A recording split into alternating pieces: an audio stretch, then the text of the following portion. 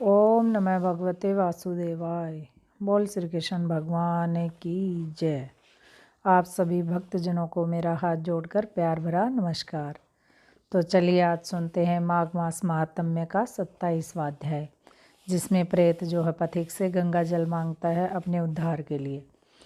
प्रेत कहने लगा कि हे पथिक, मैं इस समय तुम्हारे पास जो यह गंगा जल है मांगता हूँ, क्योंकि मैंने इसका बहुत महात्म्य सुना है।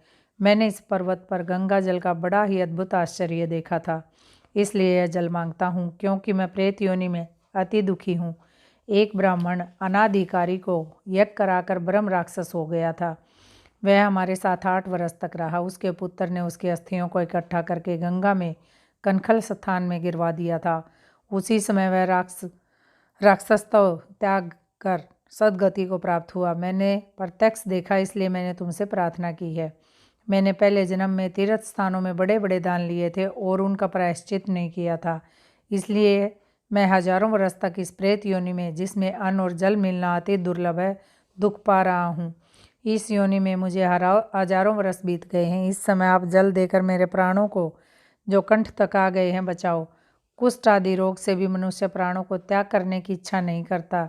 देवदूती कहने लगे कि ऐसे उस प्रेत के वचन सुनकर वह ब्राह्मण बड़ा ही हैरान हुआ और वह अपने मन में विचारने लगा कि संसार में पाप और पुण्य के फल अवश्य ही भोगने पड़ते हैं।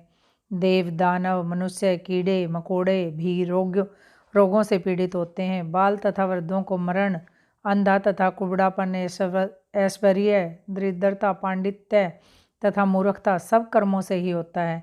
इस कर्म भूमि में जिन्होंने न्याय से धन इकट्ठा किया वह धन्य है। यह सुनकर प्रेत गदगद वाणी में बोला, हे पथिक, मैं जानता हूँ कि आप सर्वज्ञ हैं। आप मुझको जीवन का आधार जल इस प्रकार दो जैसे मेघ चातक को देता है। तब पथिक कहने लगा, हे प्रेत, मेरे माता पिता भृगु क्षेत्र में बैठे हैं, मैं उन्हीं के लिए जल लाया हूँ। अब बीच में तुमने गंगा के संगम का जल मांग लिया। अब मैं इसी धर्म संदेह में पड़ गया हूँ कि क्या कांड वस्तु में यज्ञों को इतना नहीं मानता जितना प्राण रक्षा को मानता हूँ। इसलिए प्रेत को जल देकर तृप्त करके माता पिता के लिए फिर जल लाऊंगा।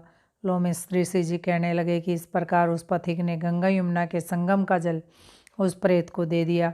उस प्रेत ने प्रीतिपूर्वक यानी प्यार से उस जल को ग्रहण किया। उसी समय वह प्रेत शरीर को छोड़कर दिव्य देवधारी हो गया। केरल कहने लगा कि हे बिंदु मात्र गंगा जल से वह प्रेत मुक्त हो गया। हम समझते हैं कि ब्रह्मा जी भी इस जल के गुण का वर्णन नहीं कर सकते, नहीं तो महादेव जी इस जल को मस्तक पर क्यों धारण करते। इस संसार में जो मनुष्य काया से यानी कि शरीर से, वाचा, मन से और पापों से रंग गए हैं, वह गंगा के जल के बिना नहीं धुलते। गंगा जल के सेवन से मुक्ति सदा सम्मुख खड़ी रहती है। जिसकी जल को स्पर्श करने से प्रेत जो है प्रेतों को छोड़कर मुक्ति को प्राप्त होते हैं। जो गंगा स्नान करता है वह वैष्णव पद को प्राप्त होता है। यदि संबंधी लोग गंगा जल से तर्पण करें तो नरक में रहने वाले पितर लोग स्वर्ग लोक में चले जाते हैं और स्वर्ग में रहते हुए ब्रह्म तव को प्राप्त होते हैं। गंगा जल के समान और कोई मुक्ति का साधन नहीं है।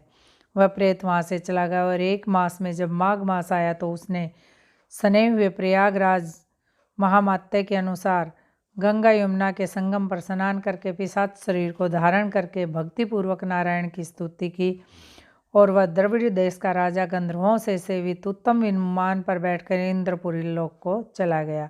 सो हे द्विज, हे ब्राह्मण, यह इतिहास पापों का जल्दी ही नाश करता है। इससे धर्म का ज्ञान होता है। यह पुण्य, यश तथा कीर्ति बढ़ाने वाला होता है, ज्ञान और मोक्ष को भी देने वाला होता है। तुम भी सदगति पाने के लिए प्रयाग चलो। वहाँ पर हम ऐसा स्नान करें जो देवताओं को भी दुर्लभ होता है। वहाँ पर श्राप से पैदा हुआ पिशाचनपन सब नाश को प्राप्त हो जाएगा। इस प्रकार लोमस ऋषि के मुख से अमृत तुल्य मधुर कथा को सुनकर मानो अमृत पीकर सब प्रसन्न हुए और पाप रूपी समुद्र से पार हुए। उन्हीं के साथ सब लोगों ने दक्षिण दिशा की ओर प्रस्थान किया। बोलो श्री कृष्ण भगवान की जय। आज 27वां अध्याय समाप्त। इससे आगे की कथा हम अगले अध्याय में सुनेंगे।